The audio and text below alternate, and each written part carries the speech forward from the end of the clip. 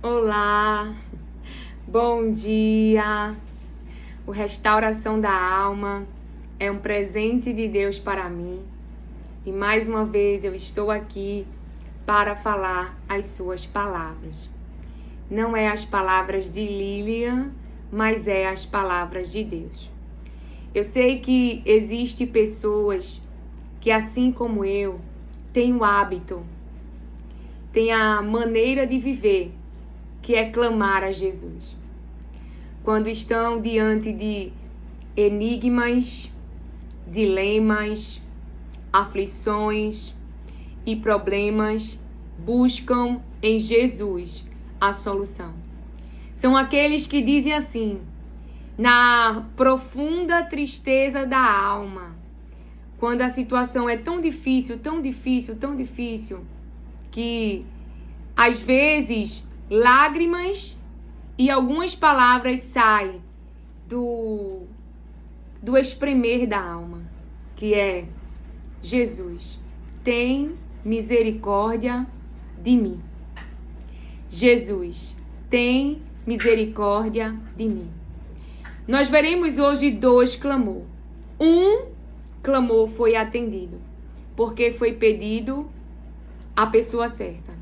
O outro clamor foi pedido para fazer o mal. E se nós olhássemos para esse pedido, diríamos: não tem ninguém para defendê-lo e não tem ninguém para defendê-la.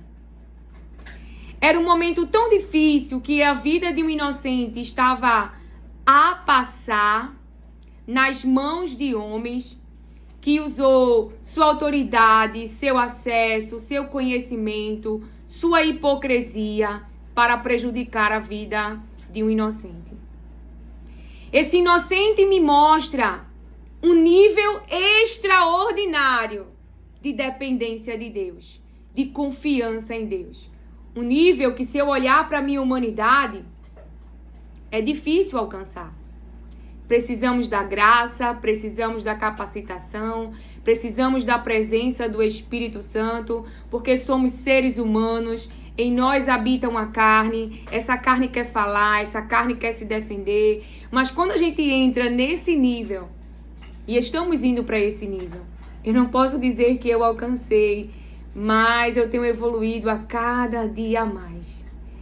E é como Jesus se sentiu. Claro que não é igual, mas a angústia que a alma sente quando você se coloca nas mãos de Deus, aonde Deus permite que o mal, de uma certa forma, chegue até você.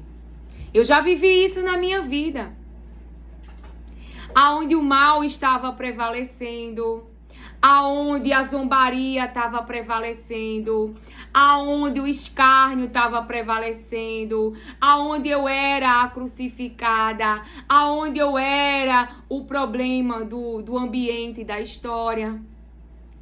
Porque olhando para a vida deste inocente, Jesus Cristo, que só fez o bem, mas na hora de soltar, como de costume, um preso, pediram que soltasse Barrabás. Um homem que realmente tinha feito coisas para estar naquele lugar, falando com a minha linguagem. Mas aquele que só fez o bem, incitado pela a multidão sendo incitada pelos religiosos para que o crucificasse. A multidão não buscou saber a verdade. A multidão foi por aquilo que estava a maioria falando e crucificou a vida de um inocente. Claro que o nosso mestre não tinha pessoas que só queriam o seu mal. Não. Eles tinham os discípulos que estavam sofrendo. Ele tinha a sua mãe que estava sofrendo. Aleluia, glória a Deus. E como viver um nível de dependência de Deus e por um momento sofrer o ataque do mal? Como ficar quieto? Como ficar como uma ovelha indo ao matadouro? Como não revidar? Como se entregar à justiça de Deus? Alguém que conhece a palavra que está sobre a sua vida. E deixa eu te dizer algo. A humilhação não foi 2 vezes. Jesus passou por este processo uma única vez. Um processo que aferiu dor, sofrimento, injustiça, mas que o poder das trevas foi destruído, o poder do pecado sobre nós foi destruído, por causa do sacrifício, do amor verdadeiro. Eu quero lembrar a você, o amor verdadeiro, o amor que se doa, o amor que se sacrifica, que está semeando, mesmo enquanto estão gritando, crucifica, mesmo enquanto estão gritando, mata, mesmo enquanto estão gritando, para ser morto, para matar alguém que faz o bem e deixar vivo alguém que faz o mal. Aleluia, glória a Deus. Mas Jesus, por conhecer a palavra que está sobre a sua vida, por se entregar nas mãos do Pai, o próprio Pai o tirou da cova, o tirou do sepulcro, o ressuscitou. E só restou cicatrizes. Porque esse é o nosso Deus. Enquanto estivermos nesse mundo, teremos que lidar com obras da maldade. E aqui no Restauração da Alma, eu conversava com o Pai para ser o mais humana possível. Para que você não ache que eu sou um Deus. Para que você não ache que eu não choro, que eu não tenho problemas, que eu não tenho aflições. Mas o problema não é ter, todos têm. Agora existe uma diferença. Existem aqueles que têm problemas, que têm dificuldades, mas o que faz? Quais são as obras? Abandona, rejeita, maltrata, não perdoa. Deixa eu ver. Buscam dopamina, vão beber, vão farrar, vão ter outros relacionamentos, ficar com um, ficar com outra. Essa é a forma que eles estão lidando com os problemas, lidando com as aflições. Vão tentar buscar ajuda no Egito, vão tentar buscar ajuda na Assíria, vão tentar falar com seus contatos. Então, existem 2 maneiras de viver. Ali, eu não posso algum ser humano me ajudar? Sim. Deus coloca o ser humano que vai te ajudar.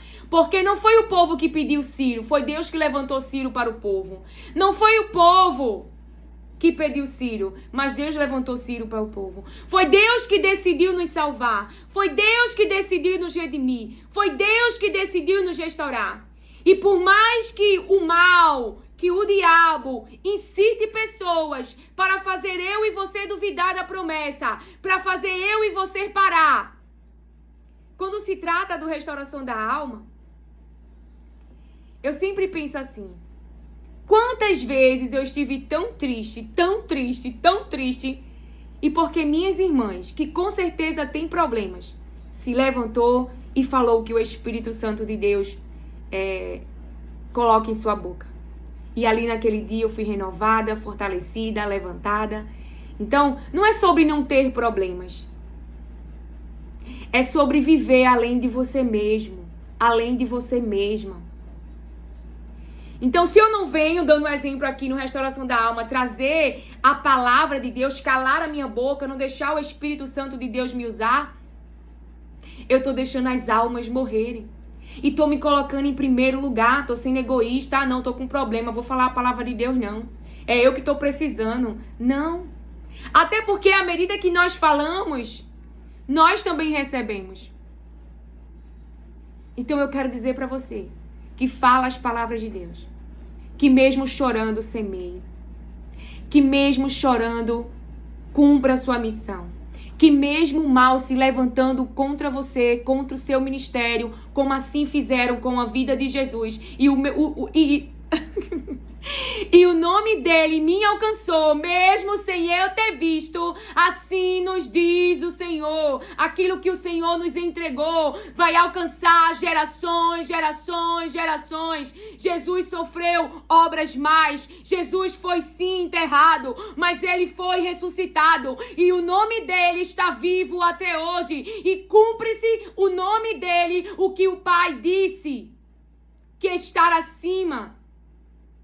e que destrói as obras do diabo. E eu sei o que é sofrer, e por isso que eu venho aqui, eu oro por você, para que no nome de Jesus as obras do diabo sejam destruídas, para que ele entre nessa guerra, para que ele enfrente o nosso inimigo, para que ele pare o nosso inimigo e que ele se coloque na frente da sua igreja e ele traga alívio para os nossos sofrimentos, para que ele mude pensamentos, para que ele reposicione pessoas, porque assim como ele fez com Saulo, ele continua a fazer e a amar a sua igreja. Nós, a olho humano, somos vulneráveis. Nós, humanos, não temos poder contra ele, mas ele vem com todas as suas armaduras. Mas vamos contra ele no nome de Jesus Cristo, porque é esse nome que está sobre a minha vida, é esse nome que está sobre a tua vida. E o que Jesus fez? Ele chorou amargamente, ele sofreu calado, porque ele sabia que era temporário. E a diferença de quem busca passar por aflições com dopaminas rápidas, com recompensas rápidas cerebrais, para que o cérebro não sinta dor, para que o cérebro saia da dor, para que tenha um alívio psíquico rápido, é diferente desta mulher. É diferente daqueles que buscam a Jesus no dia da sua aflição. Essa mulher diz assim, lá em Lucas, capítulo 23, diz assim, e o clamor deles prevaleceu. Verso 24, então Pilatos decidiu atender-lhes o pedido. Soltou aquele que estava encarcerado por causa da revolta e do homicídio a quem eles que estava encarcerado por causa da revolta e do homicídio, a quem eles pediram, e quanto a Jesus, entregou a vontade deles. Então, Pilatos preferiu agradar a multidão. E para agradar a multidão, deixou Jesus em uma posição vulnerável. Claro que quem olhasse, diria, coitado, tem ninguém por ele. Ninguém pode fazer nada por ele. Seus discípulos, sua mãe, até porque são os romanos. Eles são poderosos, são mais poderosos do que esse tal de Jesus aí, falando com todo respeito o nome do meu Senhor, como eles podem ter pensado. Mas não sabiam eles que estava em movimento um plano de salvação, que estava em movimento um plano de libertação, que estava em movimento um plano de redenção, que estava em movimento um plano de restauração, relacionamentos restaurados para com Deus. Antes o pecado nos separava, agora não nos separa mais, por causa de Jesus Cristo. Então o plano estava em movimento, o inimigo estava confuso, Jesus estava entregue, mas ele hoje está à direita do Pai, e o nome dele alcançou a minha vida e a sua. Então eu não sei que tipo de obras injustas você está sofrendo, que pessoas, autoridades podem estar fazendo, estão fazendo a vontade de outros, até podem estar recebendo recompensas para poder te prejudicar dentro de uma ação judicial, dentro de alguma situação. Mas o Deus que vê, o Deus que cuida do seu povo, daqueles que são seu povo, ele está vendo você. E mesmo sem eu e você entender, o final da história não é o que o diabo quer, é o que Deus determinou. E o que Deus determinou é o que acontecerá na minha vida e na sua. Assim nos diz o Senhor. Obrigada, Senhor, por essa luz maravilhosa. Ele está trazendo luz aqui para minha janela, para a gravação do Restauração da Alma. Então, Mateus, capítulo 15,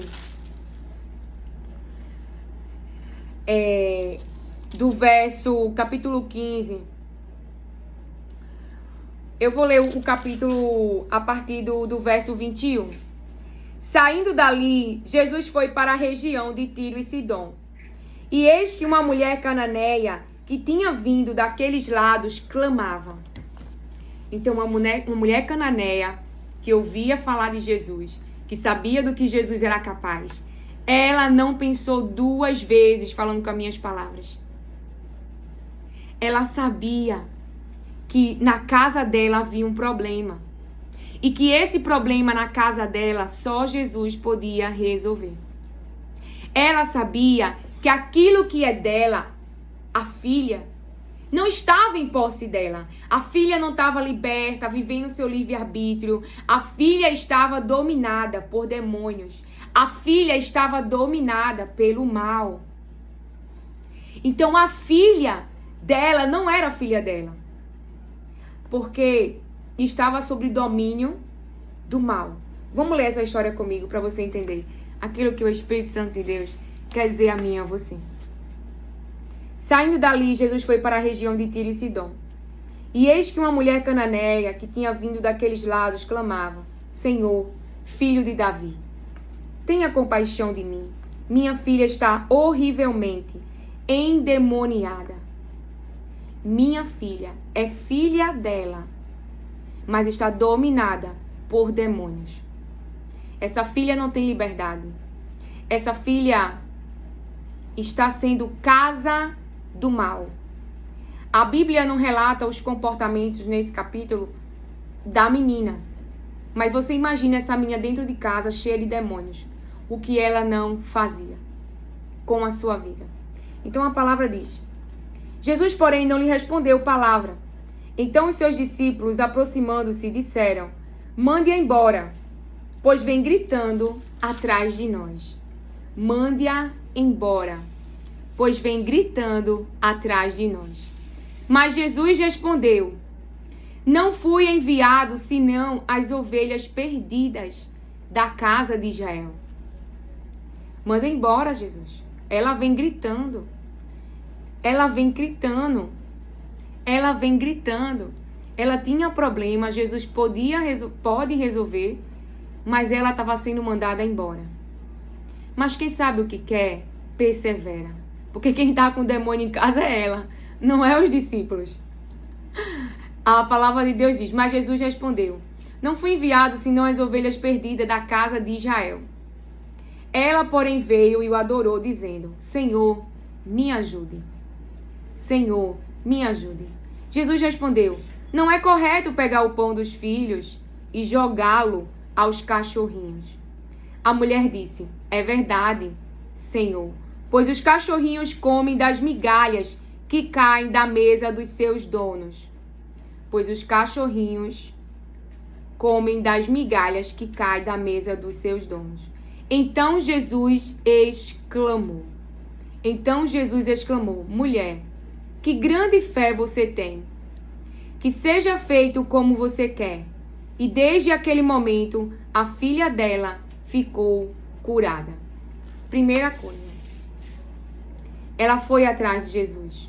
Ela pediu, ela continuou batendo e ela sabia o que queria. E a pergunta que o Senhor tem para mim e para você: o que você quer?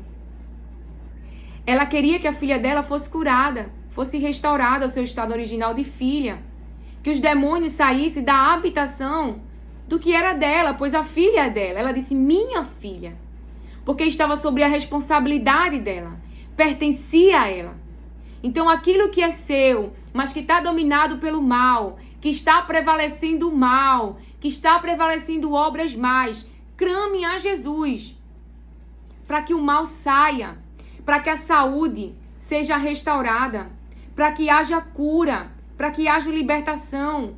Para que haja salvação. Para que haja sanidade. Essa menina voltou a ter sanidade mental. Essa menina pode agora se desenvolver sem ter demônios. Essa menina pode ser uma menina.